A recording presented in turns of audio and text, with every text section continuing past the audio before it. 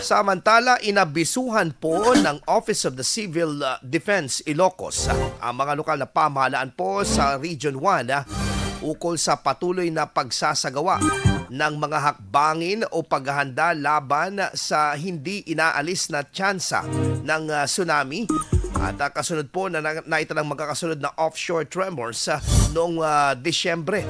Sa pagtataya po ng PHIVOLCS, posible po na 7 hanggang 11.9 na metro ng alon sa Pangasinan, habang sa Bolinao naman ang posibilidad na 11 meters na wave height sakaling patuloy pang yanigin ang Manila Trench.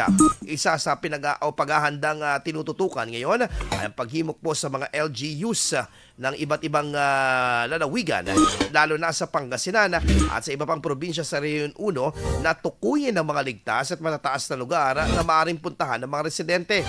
Samantala, inihayag din po ni OCD Region 1 spokesperson Adrian Pagsulingan sa panayam po ng IFM News Dagupan na mangilan-ngilan po ng mga LGU sa rehiyon ang nakapag-report na sa kanilang ahensya ukol sa pagsasapinal ng tinatawag na evacuation plans.